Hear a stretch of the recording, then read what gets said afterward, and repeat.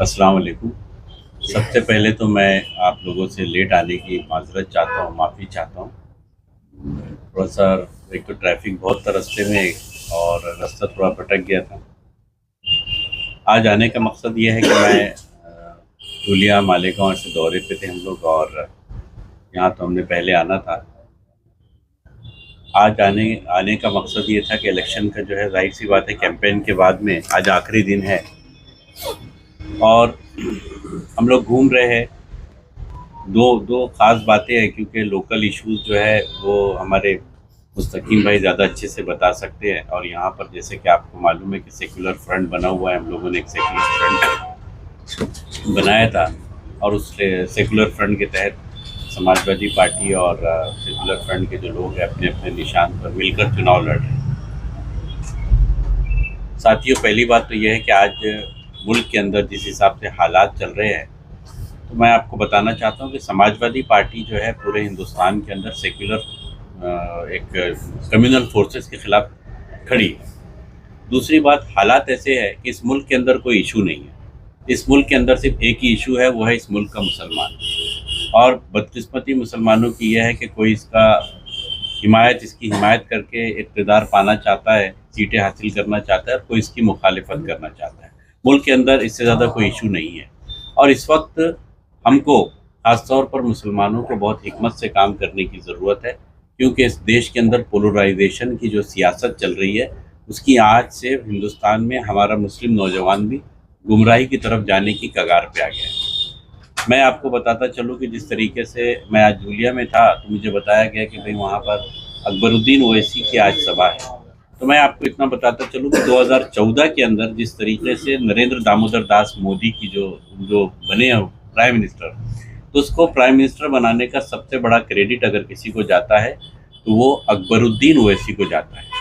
उसकी जो स्पीच थी कि हटा दो पुलिस को, हम 25 करोड़ मुसलमान 100 करोड़ हिंदुओं पे भारी, इस एक स्पीच ने पूरे देश के अंदर गांव-गांव तक इस स्पीच को पहुंचाया गया और उसको पोलराइज किया गया। अभी पिछले वक्त जिस तरीके से हमने देखा कि बिहार के अंदर इलेक्शन हुआ, बिहार के इलेक्शन में एमआईएम ने जो रोल अदा किया है, देखिए बात बहुत सीरियस है और ख़ास तौर पर आप मीडिया के लोग हैं, आप पर हमसे बड़ी जवाबदारी आपकी है। उस सभा के अंदर उनकी जितनी भी स्पीचेस हुई स्पॉन्सर की हुई थी और दूसरी बात ये थी कि उन्होंने मुस्लिम क़यादत की बात की कि डिप्टी सीएम मुसलमान होना चाहिए।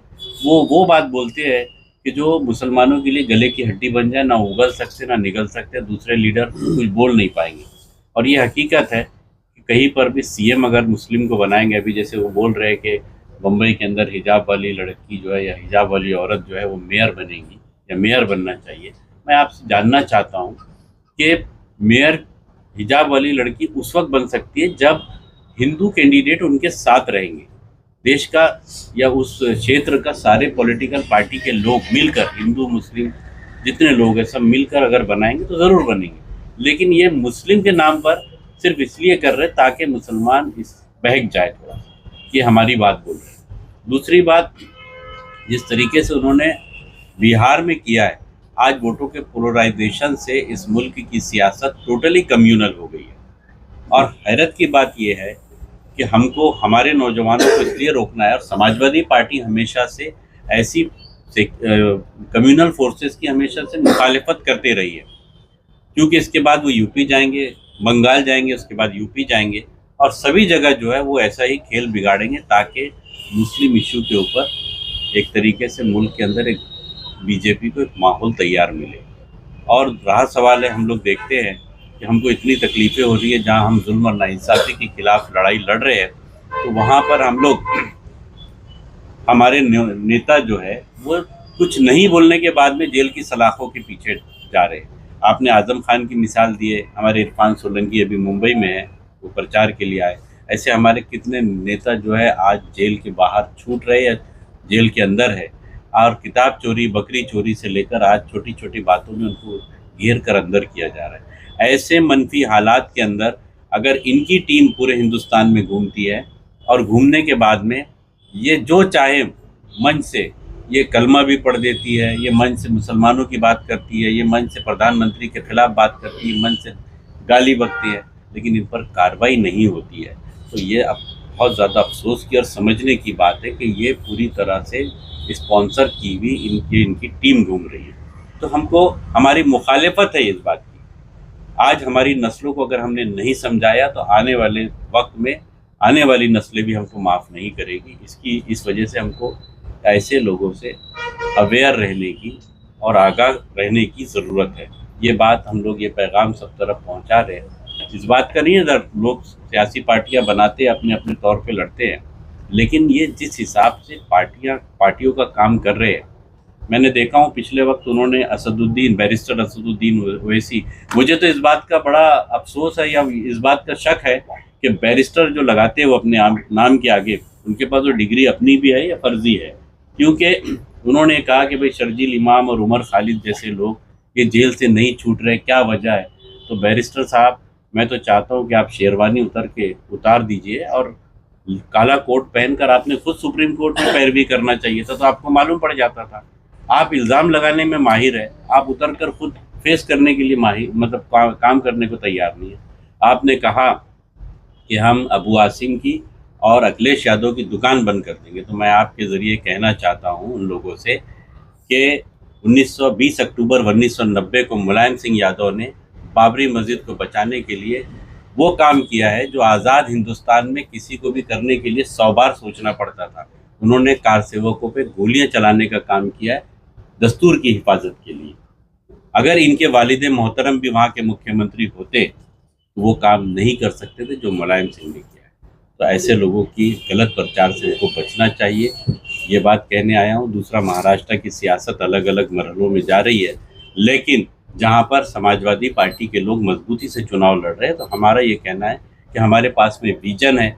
मुंबई में भी हम लोगों ने जब भी बात किया है कि रोड और नाली और डेवलपमेंट पर हमारा प्लान तो रहेगा, हमारी जब भी मुस्तकीम भाई से, शान मैडम से और बाकी हमारे समाजवादी पार्टी के तमाम सीनियर लोगों से जब भी बात हुई, तो हमारा ये मकसद रहा है कि हम अब नए तरीके से इस डेवलपमेंट जो वार्ड के लोग करते हैं, इससे हट के एजुकेशन के ऊपर, नशे के खिलाफ, ये भी काम समाजवादी पार्टी करते रहेगी।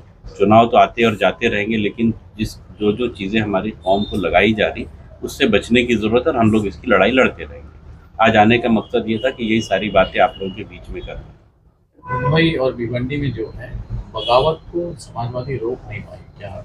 देखिए क्या होता है कि आज के जो हालात है, उस ऐसे हालात के अंदर जो ये कार्यकर्ता होता है, जिसको हम अगर कारपोरेटर बनाते हैं, कारपोरेटर से आमदार बनाते हैं, तो वो दूसरी पार्टियों के बहकावे में आ जाता है और दूसरी पार्टियां उसको लुभाने लगती है।